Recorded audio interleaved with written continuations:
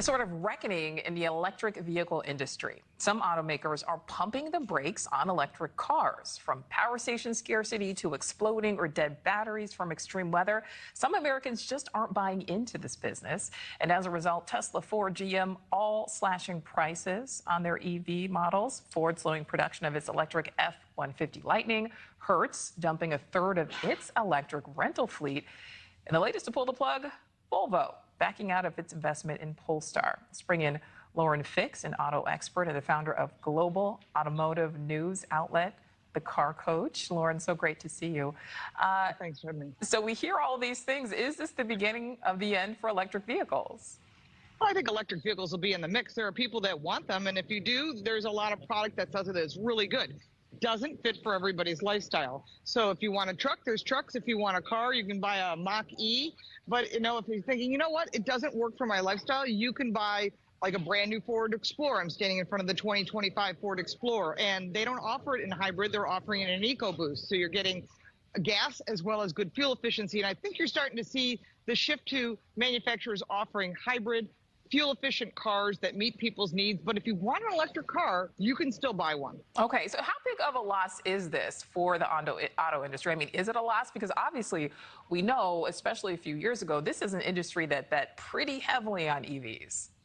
Well, that's because the government forced all the car brands to make a decision. You can have billions of dollars in fines or millions of dollars in losses. So the car manufacturers have stepped up to the plate and built cars that meet the need. The infrastructure is not there. So it's not necessarily the cars. I think at the infrastructure, just recently I was in Northern California. There were 4 charging stations. 3 of them didn't work, and there was a Tesla park there. Just left it. So that means that if you needed to charge, you couldn't unless you had at-home charging. And so that's part of the problem. I don't think it's the car manufacturers that dropped the ball at all. They built some really great design product and things that met the needs of consumers. But if you don't have a charging station, then customers don't want it. So that means the sales have dropped off. And so you're seeing that offset where cars are still going to be available. You're still going to be able to buy an electric car if you want one, but there's hybrids, there's plug-in hybrids, there's gas, and you can still buy a diesel truck if you need one. Right. So I think having that mix is what consumers really want. So is it about that mix? Because, when we think about fuel, we think about gas combustion engines. Obviously, EVs were supposed to be the answer to becoming less dependent on gas, which we know is a limited resource. So eventually, what's going to happen? Well, you'd be surprised that, all the gas that can be produced around the world. And if we drill like we were drilling from the previous administration, you would have plenty of gas and gas prices would be cheaper. In this case, having electricity is very expensive unless you use nuclear power. Again, it's all based on incentives from the government. And car manufacturers can have a lot of restrictions. They're forced to build what the EPA mandates or the National Highway Traffic Safety Administration mandates. Car manufacturers are doing their part because they don't want the fines. So they're producing great cars. And I think the problem is when they're forced into a corner to produce something that maybe the consumer doesn't want, that falls on them and they have to adjust their production, which you're seeing Ford's adjusting their production. They're going to build less Lightnings, but they're building more Broncos and Rangers and Mavericks because that's what consumers want. And you can see that you can't even find a Maverick on the lot because the moment they hit, they take off because they offer a hybrid and they offer a gas-powered option. So there's a lot of choices out there for consumers, but it seems like the electric is not here, is not gone, but you're going to see a lot less of them, and you're still going to see production of them because the fines are there. Now, the next administration, that might change. We don't know who's going to be the next president. That next president could say no more incentives. Mind you, Illinois, California, New Jersey are out of their state incentives, so that is also impacting the sale. And Lauren, I know you know about this. So let's say we take the incentives out of it completely. Do you think we will see more of a shift back to EV investment, with or without the incentives?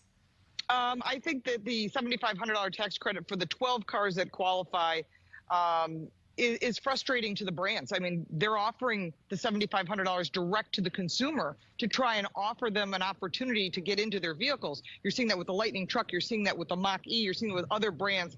And they're doing that because obviously they want the sale.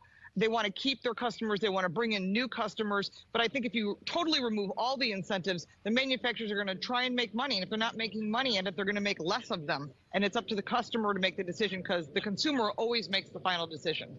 So what do you think the future holds, Lauren, when it comes to energy efficient and more environmentally friendly vehicles? Is it the hybrid? I think you're going to see a lot of hybrid production. I think you're going to see a lot of turbocharged engines, which you're seeing like in this Ford Explorer. You're going to see a lot of new types of propulsions like hydrogen, which Ford has actually worked. Years ago, I drove a Ford Explorer that was hydrogen powered, and that technology is still in their stable. They just set it aside because they were forced to go electric. We might see hydrogen come out from Ford. You're going to see all kinds of synthetic fuel coming out in the future. A lot of different brands are working on synthetic fuel, as well as a lot of the oil companies are realizing, like Aramco, which is a huge company out of the Middle East. They're working on synthetic fuel that you could put right into any vehicle that you currently own, and it won't make a difference to the vehicle, and it won't hurt the environment. So we're going to see a lot of changes coming from that perspective. So start noticing some of these new technologies coming into play, and all the brands are investing in it because it's really important to get consumers what they need. Yeah, certainly some exciting things on the horizon. Lauren Fix, thank you so much for your time. Thank you.